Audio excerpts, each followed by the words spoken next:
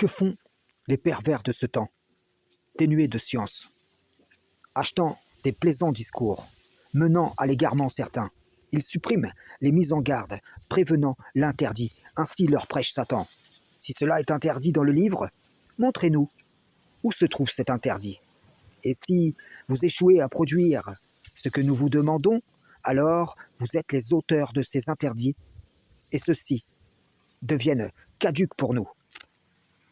Alors qu'en réalité, les chemins qui mènent au mal doivent être des chemins desquels s'écartent légitimement ceux qui croient, car c'est ces chemins qui doivent être empruntés pour commettre l'interdit. Si vous suivez ceux qui ôtent les panneaux qui préviennent les dangers menant à l'accident, vous participerez à ôter un grand moyen de prémunition pour les croyants. Prenons l'exemple de la fornication. Si vous ôtez les mises en garde concernant la fornication, des yeux, de la bouche, des oreilles, du nez, de la pudeur du corps, vous ôterez les barrières placées devant l'acte proscrit. Vous inviterez les gens à jouer avec le feu, et sachez-le dès maintenant, qu'à la mesure de votre responsabilité, vous porterez la charge de tout brûler et de toute brûlure causée. Avant le déluge, les diables ont appelé les femmes à peindre le contour des yeux et à embellir les paupières, comme à faire toutes sortes de teintures.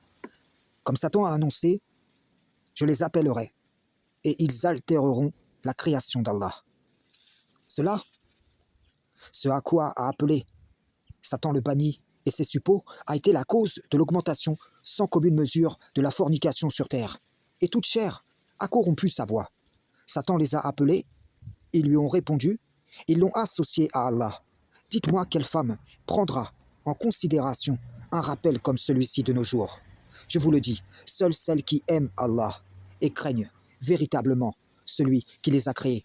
Ceci est un rappel aux extrémistes, rigoristes et laxistes, un rappel à revenir à ce qui est convenable et à s'écarter de ce qui est blâmable, à dissocier entre l'interdit qui vient du Créateur et les mises en garde concernant les voies qui peuvent y mener.